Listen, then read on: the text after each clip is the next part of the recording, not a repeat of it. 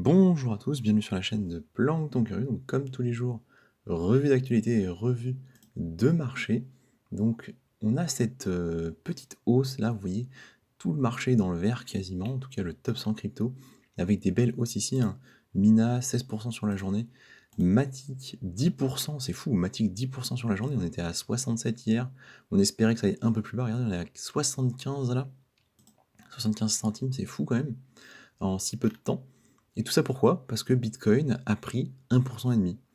C'est vraiment du moutonnage, on est vraiment dans la Bitcoin season. Bitcoin, il lève un sourcil, les autres, c'est pareil, ils prennent 10%. Donc voilà, on va aller voir un petit peu à la fin de la vidéo 2-3 cryptos du coup que je vais regarder avec intérêt, voir comment elles se comportent. On continue avec toujours Litecoin, hein, j'ai toujours un œil dessus. Donc là on revient sur mes cours d'achat, 97$. On espère toujours que ça hausse d'ici la fin du mois, hein, parce que fin du mois c'est halving du coup du Litecoin, donc c'est censé être le meilleur moment pour en acquérir, pour en avoir et aussi pour le vendre, hein. Donc il y a des grosses périodes de trade à avoir autour du halving. Pour le moment c'est pas fou, même s'il a fait x2 hein, sur un an, clairement c'est pas fou pour le moment. Donc voilà, on va commencer les actus puis on revient sur les graphiques après. On va parler de l'or. Déjà, cet article du coup de Crypto, ce qu'il nous dit, les banques centrales n'ont jamais accumulé autant d'or. Alors pourquoi? Et déjà, comment est-ce que c'est mesuré? On nous dit 8 banques centrales ont ajouté 50 tonnes d'or à leurs réserves en juin dernier. C'est vrai que 50 tonnes d'or, c'est quand même notable. On voit que c'est la Pologne qui est la plus friande. Elle a ajouté 19 tonnes à ses réserves. Après, on a la Chine, on a Singapour ici, la Russie, l'Inde et le Kyrgyzstan. On a aussi la Turquie qui est mentionnée, ainsi que d'autres comme l'Ouzbékistan et le Kazakhstan. Alors on nous dit la ruée vers l'or devrait continuer selon une étude du World Gold Council. Donc près d'un quart des banques centrales comptent continuer à acheter de l'or sur les 12 prochains mois. Pourquoi? Alors sachez que l'or, dans la finance traditionnelle, c'est un actif très stable, considéré comme étant une réserve de valeur et que l'on accumule, que l'on cherche à avoir en cas de crise parce qu'il ne fera pas défaut entre guillemets, parce qu'on ne va pas perdre de sa valeur. Donc ce qui est dit, c'est que l'or ne rapporte rien, mais l'or ne fait pas perdre d'argent non plus. Alors quand on dit qu'il rapporte rien, en réalité, la courbe de l'or, on voit qu'elle est quand même haussière hein, depuis 15, 20, voire plus en termes d'années. On nous dit donc, la ruée vers le métal jaune est indicatrice de l'environnement économique macro, effectivement. Donc depuis en fait la crise Covid et la guerre en Ukraine, les craintes sont importantes et donc les banques centrales accumulent ces réserves. Et il y a aussi un autre élément qui est la tendance à la dédollarisation, c'est-à-dire le fait que le dollar va prendre un peu moins de place dans les transactions mondiales, va avoir un peu moins d'importance, pardon, et on nous dit la moitié du coup des banques centrales interrogées estiment que les pourcentages de réserve en USD va baisser pour atteindre 40 à 50% d'ici à 5 ans. Alors on n'a pas le pourcentage actuel, et on nous dit or et crypto, est-ce l'avenir de la finance? Donc pourquoi pas un petit lien avec la crypto, peut-être avec Bitcoin, le reste j'en sais trop rien, et on nous parle bien évidemment des MNBC adossés à l'or, confirmés en avril, c'était le cas pour le Zimbabwe, et peut-être qu'il y en aura d'autres. On va voir d'autres articles qui sont également intéressants. Je pense qu'on peut commencer par tout simplement cet article ici des BRICS. Donc les BRICS, l'association des pays émergents, Brésil, Russie, Inde, Chine et Afrique du Sud. Et on nous dit du coup une monnaie internationale a priori, qui va être adossée à l'or et qui serait annoncée mi-août. Donc vous le comprenez, une monnaie adossée à l'or, c'est retour en fait au Bretton Woods, on en parlera peut-être, c'était l'époque où le dollar en fait était adossé à l'or, donc on pouvait émettre des dollars qu'en fonction des quantités d'or existantes, ce qui faisait que le dollar était une monnaie extrêmement forte et une monnaie dont on ne pouvait pas dévaluer la valeur au-delà des quantités d'or. Ça a bien évidemment été aboli pour pouvoir avoir de la création monétaire beaucoup plus importante et un développement économique qui a suivi. Et donc là, les BRICS veulent en fait revenir à ce type de modèle et ils vont faire une annonce mi-août, c'est ce qu'on comprend. Donc à suivre avec très très grand intérêt, ça aura un impact et c'est aussi pour ça que les banques centrales en accumulent.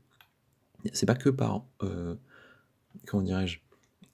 L'impression que les États-Unis vont perdre en puissance, mais c'est aussi parce que si les BRICS, ils veulent échanger avec leur monnaie, il faut de l'or en fait. Les banques centrales, elles font des transactions, elles ont besoin d'avoir des devises de tous les autres pays pour avoir la capacité à faire des échanges, donc il leur faudra beaucoup plus d'or pour échanger avec ces pays qui sont énormes et qui vont grossir dans les prochaines années, notamment euh, l'Inde et la Chine, hein, les pays asiatiques, on le sait, le développement va être considérable. Les autres ne sont pas en reste, mais l'Inde et la Chine, voilà, vous êtes obligés de passer par ces entités-là, ces pays-là, et donc c'est normal d'acquérir des devises qui vont permettre de faire les échanges. Donc à prendre aussi en compte. Et on parlait des CBDC, on nous dit, c'est un rapport de la BRI, donc la BRI c'est la Banque des règlements internationaux, elle envisage à l'horizon 2030, donc d'ici 7 ans, une quinzaine de CBDC, donc les monnaies de banque centrale, suite en fait à un sondage auprès de 86 banques centrales, donc il y a une banque centrale par pays, donc 86 on a interrogé à peu près la moitié de la planète, c'est un bel échantillon. 93 d'entre elles, 93% pardon, d'entre elles estiment du coup que les CBDC auront pris une certaine position. Et en fait, ce qui est intéressant dans cet article, c'est la réflexion qu'ils ont vis-à-vis du type de CBDC. Je m'explique. Il y aurait en fait deux types de CBDC. Les CBDC de gros et les CBDC destinés aux particuliers. Alors, les fonctions ne sont pas les mêmes. Celles aux particuliers, on nous dit qu'elles sont essentiellement problématiques, notamment en ce qui concerne la confidentialité des données, parce que ça veut dire, évidemment, comme on le sait depuis longtemps, beaucoup plus d'accès à ce qu'on fait, à la compréhension de nos achats, et vraisemblablement à l'accès à nos données personnelles. Donc ça, c'est une vraie problématique. Et les MNBC dites de gros, donc les secondes, ce sont des monnaies pour les entités étatiques ou les grosses entreprises, les fonds d'investissement, etc., etc. Et donc là, le but, c'est de pouvoir faciliter les règlements interbancaires, donc de pouvoir faire des échanges entre différentes entités, et aussi la capacité à faire des échanges qui soient transfrontaliers de façon plus facile. Et ça, c'est une problématique parce que les paiements transfrontaliers coûtent cher. On sait que XRP, par exemple, travaille beaucoup sur ces thématiques-là, avec le réseau SWIFT notamment. Et eux posent en fait beaucoup moins de problèmes au niveau éthique, donc ce sera plus facile de mettre en place les CBDC de gros. On nous rappelle ici du coup que 11 pays ont déjà franchi le pas pour le développement des CBDC et que vraisemblablement en fait cette estimation elle serait euh, un peu légère, un peu basse et qu'il y a des chances qu'on ait beaucoup plus de CBDC. Après, ce qui est aussi possible, c'est qu'en fait une CBDC prenne un peu le dessus parmi d'autres. On pourrait penser par exemple à la monnaie développée par l'Amérique, peut-être qu'elle sera adoptée, déclinée par d'autres pays, c'est possible aussi.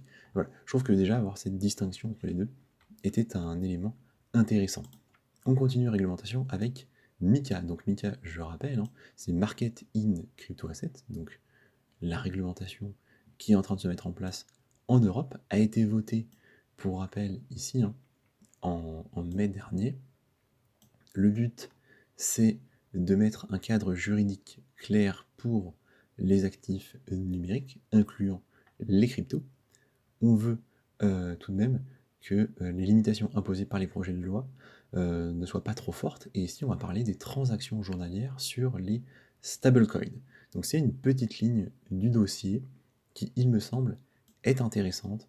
Donc concrètement, ce qu'on nous dit, c'est que MiCA peut encadrer le secteur des cryptos, donc ça c'est logique, et qu'il y aurait, en tout cas en l'état, mais ça peut évoluer, une mesure assez prohibitive et du coup qui fait l'objet de certaines controverses, c'est la limitation à 200 millions d'euros de transactions journalières sur les stablecoins. C'est peu. Alors, est-ce que c'est 200 millions par stablecoin? Est-ce que c'est 200 millions en volume total? Est-ce que c'est 200 millions par adresse? Ça, vous voyez, on n'a pas le détail, ce qui change absolument tout. Alors, ce que je comprends, c'est qu'ici, on nous parle d'un volume global, mais encore une fois, c'est de l'interprétation. Effectivement, vis-à-vis des volumes totaux sur l'USDT, par exemple, en 24 heures, ça n'a aucun sens. 14 milliards, vous voyez bien que le rapport ne convient pas. Donc effectivement, là, si c'est le cas, on aurait un gros problème.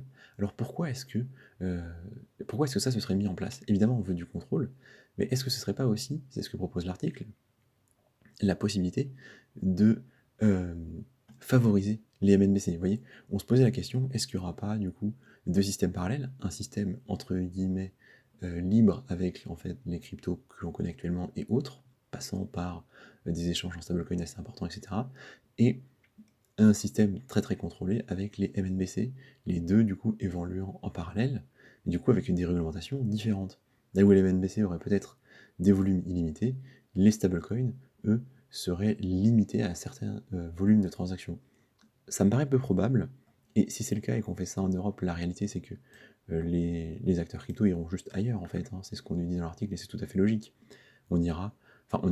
Les acteurs de façon générale iront et passeront par des plateformes qui ne sont pas régulées par l'Europe.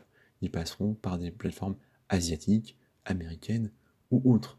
Maintenant, on a quelqu'un qui temporise un peu cette information, c'est monsieur Paolo Ardogno, qui est chef de la techno chez Tether, et qui dit les limitations en volume pour les stablecoins pourraient être mises en application que pour certains cas spécifiques, des cas d'usage particuliers. Donc pour le moment, en fait, on n'a pas réellement le fin mot de l'histoire. Et vous voyez, c'est exactement le genre d'infos, le genre de petites lignes qu'il faut aller chercher, qu'il faut aller comprendre pour voir où est-ce qu'on nous emmène et comment ça va se passer. Donc un article intéressant à mon avis. On continue avec monsieur Vitalik Buterin, on rappelle, hein, c'est bien évidemment le fondateur d'Ethereum, et qui nous dit moi j'aime bien Ordinals, et Bitcoin devrait avoir en fait plus d'évolution de ce genre-là. Il veut plus de développement sur Bitcoin et notamment plus de layer 2. Donc en fait, lui ce qu'il dit c'est que Bitcoin devrait faire comme Ethereum, ce qui est intéressant parce que du coup lui il n'a pas vraiment l'aspect concurrence, etc. Il ne se dit pas que Bitcoin, même avec du développement, va rattraper Ethereum. Ce ne sera pas le cas, mais juste que ça va bénéficier au plus grand nombre, en tout cas c'est ce qu'on comprend. Et donc il veut plus de solutions de scalabilité pour Bitcoin. Je trouve que la réplication n'est pas inintéressante.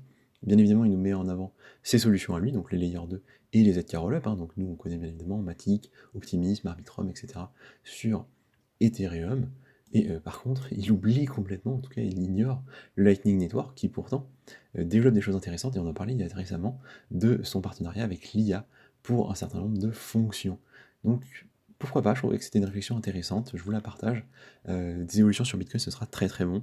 Ça permettra plus de cas d'usage, ça peut favoriser l'adoption, donc ça a du sens, à mon avis. Tout à fait d'accord avec ça. On continue ici, on parlait un petit peu de l'Asie ici, avec le fait que les gens iront peut-être plus en Asie si la réglementation est plus légère. Et ce qui est intéressant en fait, c'est de regarder effectivement déjà la première information qui est le nombre d'entreprises qui ont acquises des licences à Hong Kong. On voit que c'est 150 à la date du 1er juin. C'est assez important, hein, parce qu'il faut développer des réseaux, mais il faut aussi développer et mettre en avant de l'argent. Et certaines ont payé jusqu'à 25 millions de dollars pour avoir ces licences. C'est considérable. Donc on est bien sur un marché qui est en train de se développer, de se réouvrir, c'est très positif. Et ce qui est intéressant, c'est qu'une fois qu'on a ces premières infos, c'est d'aller regarder en fait comment ça se passe au niveau de la fameuse talent war, c'est-à-dire euh, vous êtes des entreprises, vous vous développez, vous avez besoin de personnel. Et donc là, le personnel, en fait, il n'est pas rassuré pour le moment. Il y a beaucoup de techniciens et en fait d'anciens employés du monde crypto qui sont partis, qui ont quitté Hong Kong, évidemment, avec la fermeture des droits en Asie, notamment en Chine, avec le bear market, avec les entreprises qui se sont écroulées, etc., etc. Et donc, on va se retrouver dans une situation dans les 12 prochains mois, ce qu'on nous dit ici, hein, d'ici 2024, dans laquelle les entreprises qui viennent d'arriver vont manquer de talent, il va y avoir une guerre des talents, et donc des opportunités assez importantes pour les gens qui sont restés, et pour ceux qui auront des compétences utiles. Et c'est là qu'il faudra regarder ce qui se passe, c'est-à-dire que quand les entreprises vont vraiment commencer à recruter, parce que pour le moment c'est plutôt la situation inverse, à part en Asie, on l'a vu, Binance US qui a licencié, d'autres échangeurs US qui ont licencié, etc., etc., des entreprises qui ferment, tout ça c'est plutôt mauvais pour le marché du travail, c'est-à-dire que vous remettez des gens sur le marché du travail, vous les licenciez, c'est ça qui se passe quand vous fermez une entreprise, évidemment. Hein, donc évidemment, il y a le chômage, etc. Mais en gros, la tendance inverse sera aussi un gros indicateur de potentiel bull market quand on aura en fait des entreprises qui recrutent beaucoup et un marché du travail dans le monde Web3 qui sera plutôt asséché, c'est-à-dire quand on aura en fait beaucoup d'offres et plus assez de potentiels employés, parce qu'ils seront déjà pris. Voilà. À ce moment-là, on aura une situation qui sera très intéressante, à mon avis, et très positive. Ce sera en corrélation, bien évidemment, avec la hausse de Bitcoin et de nos autres cryptoactifs. Donc enfin, un dernier mot sur un launchpad qui va commencer, qui s'appelle Arkham Intelligence. Donc j'en parle assez peu en général, les launchpads, c'est par Binance, donc il faut du BNB. Je rappelle le concept, hein. Il faut avoir un certain nombre de tokens BNB pour pouvoir accéder, il faut entrer dedans. Il y a une limitation en fait que l'on peut investir, vous voyez, c'est 15 000 $, sachant qu'il doit y avoir aussi un minimum, mais je ne le vois pas ici. Alors pour que ce soit vraiment rentable, je crois qu'il faut en avoir quand même pas mal, hein, parce qu'il y a un coût par token ici de l'ordre de 0,05 $. Ça peut être intéressant, c'est-à-dire que je me suis un tout petit peu renseigné sur le projet. Ils font du coup de l'analyse on-chain gratuite. Vous pouvez y accéder, hein, c'est assez cool. C'est plutôt bien fait. Ils ont des dossiers d'analyse qui sont plutôt bons, même s'ils en font pas énormément. La plateforme existe depuis maintenant plusieurs années, donc vraisemblablement ça ne devrait pas être un scam. À mon avis, un projet à suivre. Donc personnellement, je ne suis pas dedans, mais je vais le suivre d'assez loin dès qu'il va être launch, etc. Je vais voir comment ça se passe. Pour l'instant, j'ai pas étudié ni la tokenomique, ni le business model, parce que là, on nous parle d'un système gratuit, donc si c'est gratuit, vous comprenez bien qu'on ne gagne pas d'argent quand c'est gratuit, donc il va falloir réfléchir un peu au business model et à quoi sert le token concrètement. Je ferai un dossier dessus, je pense, dans les prochaines semaines, parce que ça mérite, à mon avis, un peu d'intérêt. Voilà, en tout cas, le lancement aura lieu apparemment le 18 juillet prochain. Enfin, c'est la distribution, à voir si le lancement sera également le cas. Maintenant que tout ça est dit, on va aller regarder 2-3 graphiques. On commence par Bitcoin. Donc, comme on le disait tout à l'heure, Bitcoin, les 20 sourcils, c'est quand même pas énorme, hein. On est passé de 30 000 à 30 006. Et on a tous les altcoins qui se réveillent, en tout cas une grosse partie, notamment Matic. Matic, je suis assez choqué, on est en vue daily. Vous voyez, hier sur la journée, voilà, paf, on a fait 7% du plus bas, enfin 7-10% du plus bas au plus haut. Il y a vraiment des belles bougies vertes. Donc pour moi, malheureusement, c'est peut-être un peu tardif pour Matic. Je vais attendre des replis pour en racheter. Alors 75 centimes, ça reste un bon prix, hein. Ne soyons pas mauvaise langue là-dessus, hein. Ça reste un cours tout à fait intéressant. Moi j'en ai eu à 1 $, donc ça serait une belle entrée. Clairement, fallait. On a cumulé ici en dessous des 60, hein, c'était vraiment vraiment bien. J'attends un peu un repli de cette bougie là, on va voir. Vous voyez, il y a une résistance ici qui a été cassée. À voir s'il rebondit là sur les bas. Du coup, des précédentes résistances. Après, on est en daily, donc c'est quand même très moyennement fiable, hein. C'est des historiques qui sont assez légers et faciles à casser, à mon avis. Je regarde aussi Litecoin avec grand intérêt, hein, comme vous le savez. Moi, j'attends bien évidemment le halving, hein, qui aura lieu là, en fait, dans la période dans laquelle on se trouve, tout simplement, hein, d'ici à fin juillet, début août. En train de rebondir, du coup, sur cette zone ici des 95 $. J'espère qu'on va aller beaucoup plus haut. Honnêtement, j'espère qu'on va aller beaucoup plus haut, parce qu'il faudrait que je me décharge un peu avant qu'on ait la partie post-halving où, en fait, tout le monde va vendre. En tout cas, c'est ce qui s'est passé les années précédentes. Pour les autres cryptos, on a Illuvium, que je regarde aussi avec intérêt. On en parlait un peu en commentaire. 41 $ pour moi, ça m'intéresse pas vraiment, je l'attends plus bas. Et j'aime bien regarder aussi le cake. Pourquoi? Pour voir un peu ce qu'il fait. J'ai très envie d'en acquérir du cake. J'attends des structures intéressantes. Donc là, on est sur un truc pas forcément très clair.